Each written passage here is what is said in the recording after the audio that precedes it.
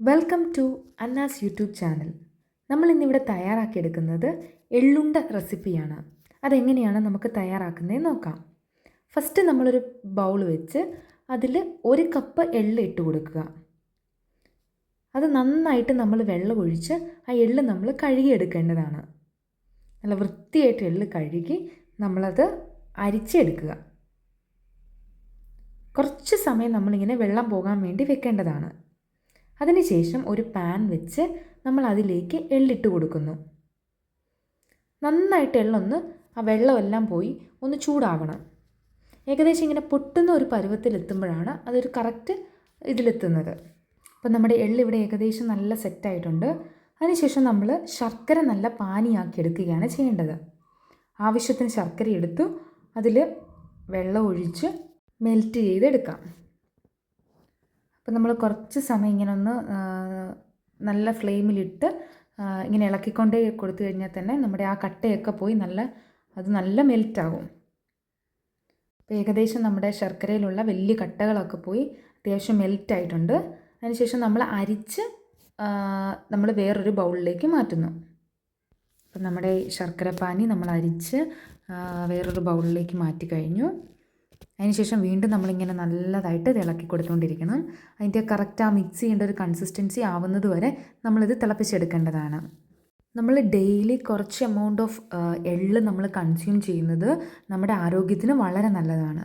അത് നമ്മുടെ ഡൈജഷനൊക്കെ ഇമ്പ്രൂവ് ചെയ്യാൻ ഹെൽപ്പ് ചെയ്യും. അതുപോലെ തന്നെ ബ്ലഡ് ഷുഗർ റെഡ്യൂസ് ചെയ്യാൻ ഹെൽപ്പ് ചെയ്യും. ബ്ലഡ് പ്രഷർ റെഡ്യൂസ് ചെയ്യും. ബോൺ ഹെൽത്തൊക്കെ ഇമ്പ്രൂവ് ചെയ്യും.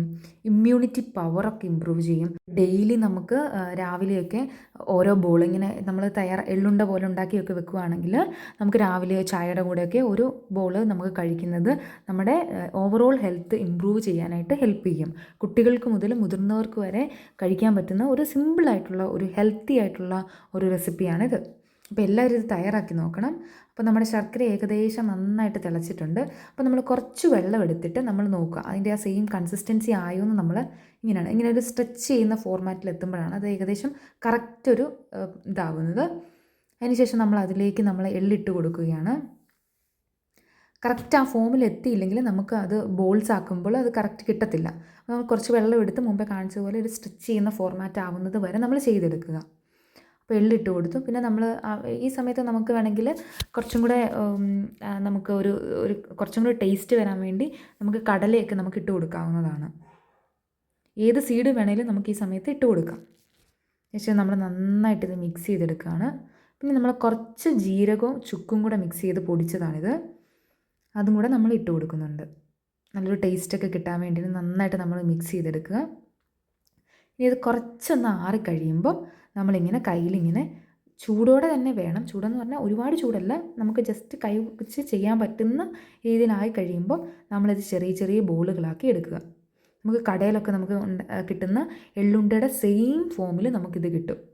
കുറച്ച് നന്നായിട്ട് ആറി കഴിയുമ്പോൾ നല്ല കട്ടിയാകും. അപ്പം നമുക്ക് ഫ്ലെക്സിബിളായിട്ട് ഉരുട്ടിയെടുക്കാവുന്ന രീതി തന്നെയാണ് ഉള്ളത്.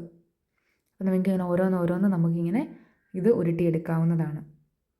ചെറിയ രീതിയിലൊന്ന് തണുത്ത് കഴിയുമ്പോഴേ നമ്മളിങ്ങനെ ഉരുട്ടിയെടുക്കാവുള്ളൂ. ഒത്തിരി തണുത്ത് പോകാൻ നിൽക്കരുത്, അപ്പോൾ അത് കട്ടയായി പോകും, നമുക്ക് ബോൾസ് ആക്കി എടുക്കാൻ പറ്റില്ലാതെ വരും. അപ്പോൾ നമ്മുടെ സൂപ്പറായിട്ടുള്ള എള്ളുണ്ട റെസിപ്പി ഇവിടെ റെഡി ആയിട്ടുണ്ട്. നിങ്ങൾക്ക് എല്ലാവർക്കും ഇഷ്ടപ്പെട്ടെന്ന് വിചാരിക്കുന്നു. ഇഷ്ടപ്പെട്ടാൽ നിങ്ങളെല്ലാവരും ലൈക്ക് ചെയ്യണം, ഷെയർ ചെയ്യണം, സബ്സ്ക്രൈബ് ചെയ്യണം. Thanks for watching Anna's YouTube.